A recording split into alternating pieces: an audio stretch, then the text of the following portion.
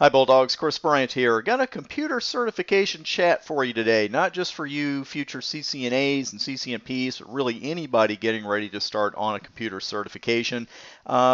Addressing one particular question I get asked a lot, and I'm also going to pass on some study tips for you that I know will help you veterans out there as well, but again, these are going to be some tips that I really wish somebody had told me when I was first getting started with computer certifications. So quite a bit of info in this one, and I know you'll enjoy it. A quick word here, I've got almost 2,000 future CCNAs in my Udemy hosted video boot camps right now, and I've got plenty of additional courses coming over the next few months as well. And I really hope you'll take time to head out to Udemy, join up, and join these courses. I've got one that is a paid course, 22 hours, and there is a coupon code in the very first video. So please make sure to check that out. And if you want to see what my courses are all about, I have a 100% free course dealing with OSPF, including a tough OSPF lab in there for you as well. So make sure to head out to Udemy and check those out. Now, one of the most common questions I'm asked, email, Twitter, Facebook, blog, doesn't matter, how long should Certification X take me? And it could be how long should it take me to get my Security Plus, my A Plus, my CCNA, etc. And, it's a logical question because when you start any task, we're all human beings and you can't help but to think, well, how exactly long should this really take me to do it? So I do get this question a lot. The problem is there is no single right answer. I occasionally hear for particular exams, particularly the IE lab, someone once said, well, it should be 300 hours of lab work and that's enough. Well, that's not true. I mean, how do you know that? Because there is no one size fits all answer for this question, whether you're talking about the IE lab or whether you're talking about the CCENT or Network Plus exam. Because not only does everyone learn at their own pace, but everybody's got a different background. When I first started studying for my very first computer certification, I had no real world experience and very little lab time in, believe me. So it was a little tougher, it was a new world. And everybody's got a different background. Everybody has different aptitude for the material. Everybody's got a different experience level. And some of those things you really can't control, at this point. But what you can control is the quality of your study time. And that last one, it's really the key. And we're going to talk more about that later. Now, of course, this does tend to lead to maybe your first loop, maybe a logic loop. Excuse me. Because I'm always telling certification candidates one of the best things you can do for yourself is to set a date for your exam before you even start your studies.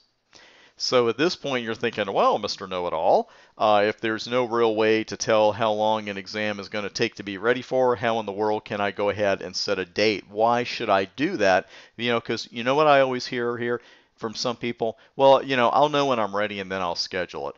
Please don't do that. I know people who have been studying, if you really want to call it that, literally for years for a given certification exam.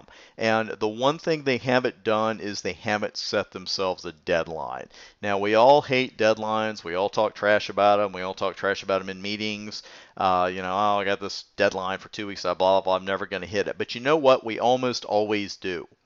And the reason is that deadlines really help you focus on the task at hand. If we didn't have deadlines for certain tasks, or really for almost any task, a lot of them just wouldn't get done. They just start floating. It's like, something else more important will always come up. That's what I've noticed. If you don't create deadlines for yourself in your studies, something else will always come up. Always. And one thing I want to warn you against here, too, don't measure your study time in months. I hear this all the time. Well, I've been studying for 9 months. Now, I don't mean to be a smartass when I say this, but you haven't studied for 9 months. Would you go without sleep? You literally studied for 9 months, or 6 months, or whatever number it is. It's really meaningless. What you really need to do, and when my studies really started taking off, is when I started tracking my study by hours.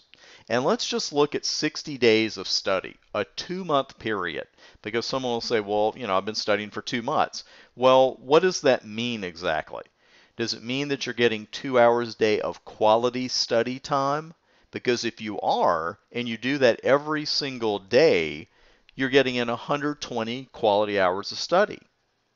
But in the same time period, if over 60 days, you're doing 30 minutes of study time and, low quality, you got your phone in front of you, you got the TV on, you got everything else on, then you're getting in 30 non-quality hours. That's really not a good deal. But you see what I'm talking about? Because that's the same 2-month time period. So you really need to track your study time by hours rather than just saying how many days or months you've been working on something. Because what this all comes back to, there's a wonderful book out there. I'm going to mention 2 non-technical books during the video that I think you should look into getting a copy of. One of them is called The Compound Effect. It's by Darren Hardy. And what Darren really drives home with that in part of the book is that whenever we start on a task, we start out with, superhuman effort, and I'm going to study 18 hours a day, and I'm going to do this, this, this. Well, what happens is you burn yourself out, and then all of a sudden you're not studying at all. It's not about how much study you can get done in one day. It's not even about how much you can get done in a week. It's about how much you can get done with consistent quality effort. And that's what the first part of this is. This is consistency. If you're getting 2 hours a day of quality study time, that's consistency. When you're getting in, you just stop and start, you're getting in non-quality hours, that is a lack of consistency, and that is going to bite you in the behind every single time. Now, let me drive this point home about quality study time. And again, I have to watch this, and so do you. It's really the best study advice I could ever give you is to go on an internet diet. And Seth Godin called it that. Seth's written a lot of books. Linchpin is a wonderful book. Highly recommend it. But one thing that really hit home is that he said his productivity tripled when he closed his browser while he was working. And I can vouch this approach works wonders because when I'm writing or making notes for a video I'm going to create, I have to close that browser, do it every single time. Because you know what happens? 5 minutes becomes half an hour, becomes an hour. Well, let me check my mail. Let me check Twitter. Let me see if a page I just read on Wikipedia is updated in the last 10 minutes. That kind of thing. And of course on Wikipedia, that can be a giant time suck. I love Wikipedia, don't get me wrong. But you're reading one thing and then all of a sudden you're clicking on other hyperlinks in the article. Let me read this one. Let me read this one. Then all of a sudden you're wondering where your day went.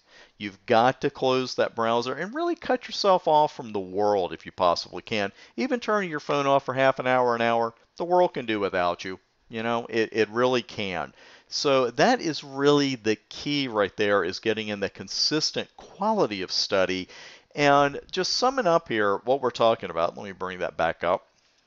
Go ahead and set that deadline, because when you set that deadline, it does focus your mind. If we had projects at work and we were never given deadlines, it's like, yeah, get that done whenever you want to. We would never get anything done. So when it comes to our personal studies, we really have to set the deadline because the only person that can do that is us. That's where you got to watch out. Now, get in that quality study. You are better off having 30 uninterrupted by technology minutes of study than you will ever be by having 4 hours stretched out on the floor, TV, phone, everything else attached to you, because it really is all about the compound effect. Do not try to put in crazy hours of study, and I know everybody's in a hurry. Believe me, I do the same thing, especially when you're going after that first certification. But you know what? No one in a job interview is ever going to ask you, how long did it take you to get that CCNA? How long did it take you to get that Network Plus? They're not going to ask you any of that stuff. They just want to know that you have it and that you can show the knowledge you gained while you were studying. So don't try to put in crazy hours of study, staying up till 3 o'clock in the morning, etc., and burning yourself out. Put in those consistent hours of quality study, and I guarantee you the path to your current certification or your next one is going to be much, much easier. And frankly, it's going to be more valuable when you're done. I hope this video has helped you out. We've got several hundred others on YouTube waiting for you, especially for the NA and NP, but I'm branching out into all kinds of different certifications here in 2012 and 2013, and all kinds of free tutorials to help you get certified on Twitter, on YouTube, as I mentioned, our blog, and Facebook as well. We're coming to Amazon with our web store and some free books for your Kindle and your Kindle app there too. So all kinds of great things going on. Thanks so much for watching this video. I hope you got a lot out of it. I'm Chris Bryant, and I'll see you in the next video.